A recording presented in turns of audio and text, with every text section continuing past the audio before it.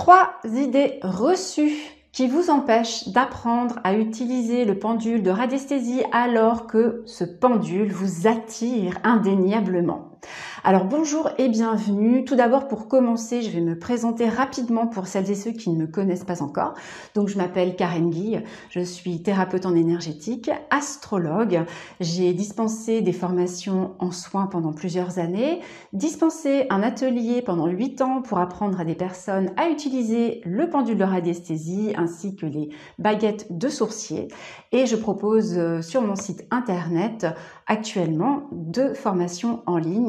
La première, les bases de la radiesthésie, et l'atelier sur la lithothérapie qui s'appelle Facilito, la lithothérapie claire comme du cristal de roche. Voilà que maintenant la présentation est faite. On va passer tout de suite dans le vif du sujet avec ces 3 idées reçues qu'on va démystifier ensemble pour que vous puissiez enfin oser utiliser ce fameux pendule et apprendre les bonnes bases et les bonnes techniques. Idée reçue numéro 1, il faut avoir un don de médium, de voyant, de guérisseur, de magnétiseur pour utiliser un pendule de radiesthésie. C'est faux. Toute personne désireuse d'utiliser ce type d'outil en passant par un apprentissage pourra tout à fait le faire. Alors, il n'est pas exclu que des personnes qui sont issues d'une lignée de guérisseurs, par exemple, auront peut-être, je dis bien peut-être, plus de facilité pour apprendre l'usage du pendule de radiesthésie, mais ce n'est pas une garantie non plus. Dans la vie, tout s'apprend et le pendule de radiesthésie ne fait pas du tout exception à cela.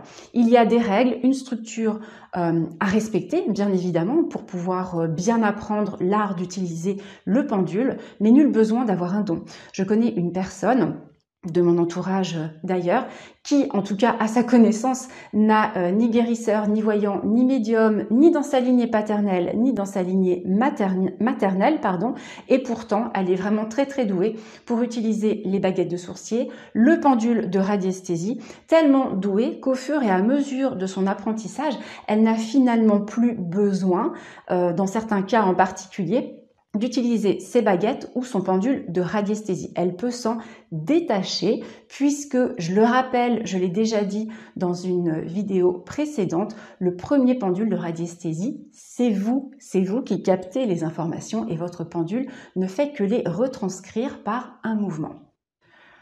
Idée reçue numéro 2. Il faut porter son pendule sur soi pour que le pendule se charge de notre énergie. J'ai envie de vous dire pourquoi faire.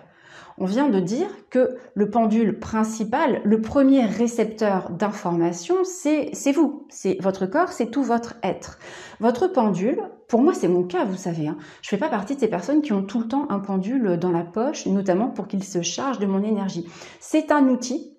Je sais comment je fonctionne, je sais qui je suis, je sais pourquoi je fais mes tests, dans quel contexte, je sais comment formuler ma question.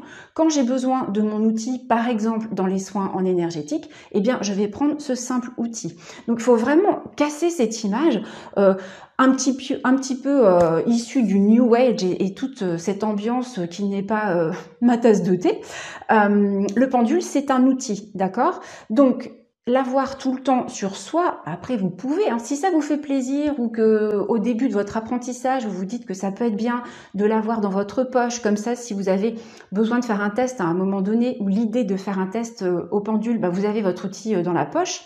Faites-le, il faut voir le côté pratique et pragmatique, mais qu'il se charge de votre énergie. Justement, on ne veut pas que le pendule se charge de quoi que ce soit. Le pendule, c'est bien qu'il reste neutre, d'accord ? Parce que pour recevoir des réponses à des questions, on doit être, quand je dis on, c'est votre pendule, mais c'est vous. On doit être vraiment dans une neutralité. Je parle souvent d'une coupe, on est comme une coupe. Si on est trop plein de certaines informations émotionnelles, qu'on est pollué par différentes choses, on va, transférer cette pollution dans le mouvement du pendule qui nous donnera une réponse erronée. Donc que le pendule se charge de nos énergies. Si on prend, par exemple, un pendule en cristal de roche, on sait que les pierres se chargent. Si pendant une semaine, vous n'êtes pas bien, D'accord, vous n'avez pas le moral, ça va pas, vous avez votre pendule dans la poche, eh ben bonjour le genre d'information, donc chargé de votre énergie qui va se mettre dans votre pendule. Donc là, on n'est pas du tout dans une des règles à respecter, qui est cette fameuse neutralité. Donc, ce pendule, il n'a pas besoin de se charger de votre énergie pour être efficace. L'efficacité, pour obtenir les réponses au pendule, elle va venir de votre positionnement et de tout ce qui sera important de respecter en termes de règles, hein, j'ai envie de dire, pour les règles de base, hein, finalement, pour pouvoir obtenir les bonnes réponses.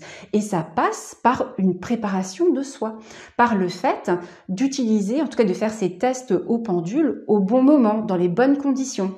Je ne vais pas développer ce genre de choses ici. Vous pouvez consulter d'autres vidéos de la playlist sur le pendule de radiesthésie pour avoir des informations un petit peu plus complètes si vous le souhaitez. Troisième idée reçue et pas des moindres. Alors j'ai fait une vidéo là-dessus. Je vais vous donner le titre de cette idée reçue. Je vais vous demander d'écouter ce que je vais vous expliquer dans une sérénité intérieure, dans la joie et la bonne humeur, s'il vous plaît. Alors pourquoi est-ce que je vous dis ça? Parce que ce troisième point, c'est que beaucoup de personnes pensent que quand on utilise un pendule de radiesthésie, on va systématiquement attirer des entités. Bon, j'ai fait une vidéo là-dessus et malgré tout, il y a des gens qui comprennent toujours pas. C'est pour ça, écoutez bien s'il vous plaît.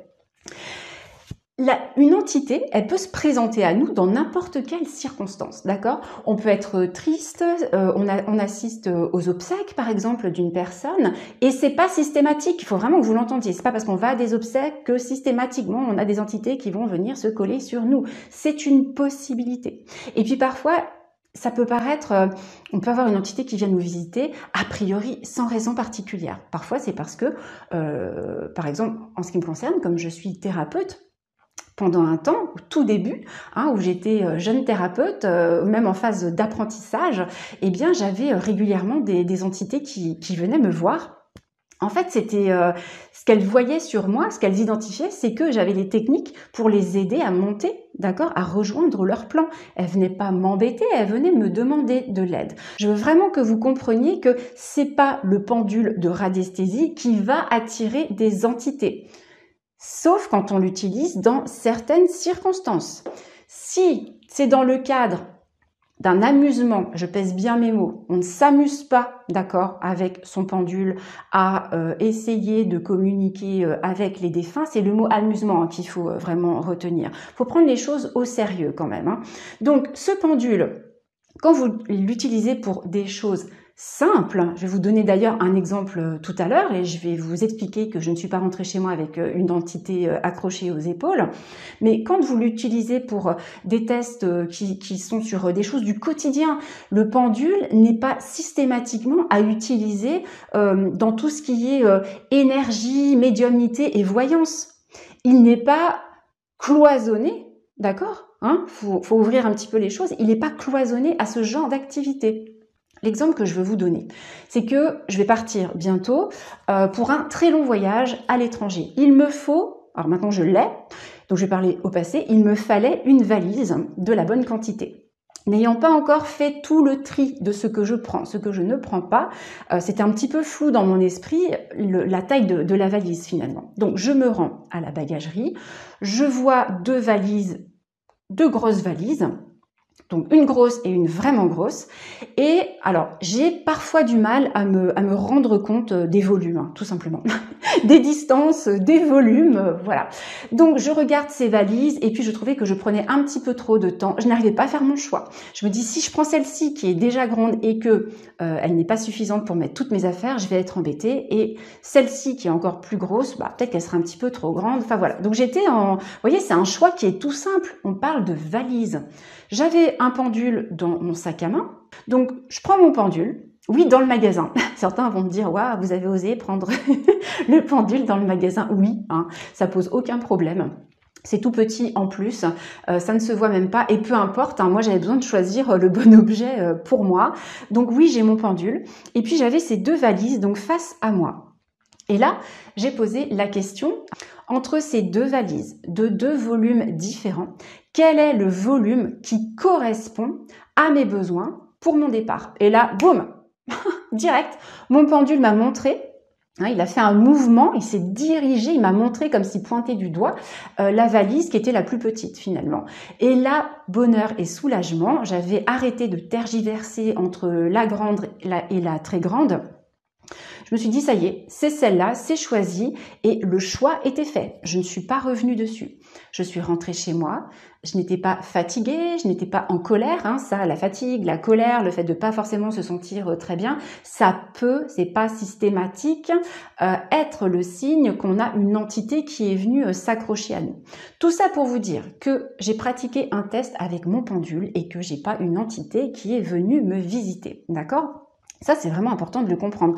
Vous pouvez aller voir la vidéo sur les entités que j'ai faite. Je vais vous la replacer ici pour que vous visualisez la petite miniature. Mais c'est vraiment important de lever cette peur parce que la peur, c'est ce qui nous empêche d'avancer. Donc, s'il y a toujours cette crainte, il y a un moment donné, c'est la peur en elle-même qui va aussi pouvoir attirer justement ce type d'énergie autour de vous dont vous n'avez d'ailleurs pas besoin au moment de faire vos tests en radiesthésie. Donc, voilà, ces 3 idées reçues, eh bien, on les a démystifiées, on les a même cassées, d'accord? Parce que c'est important de lever ce genre de barrière pour que vous puissiez vous autoriser à aller vers l'apprentissage du pendule si vous sentez que vous avez envie, qu'il y a quelque chose qui vous pousse à y aller. Voilà, merci d'avoir regardé cette vidéo et puis je vous dis à très vite.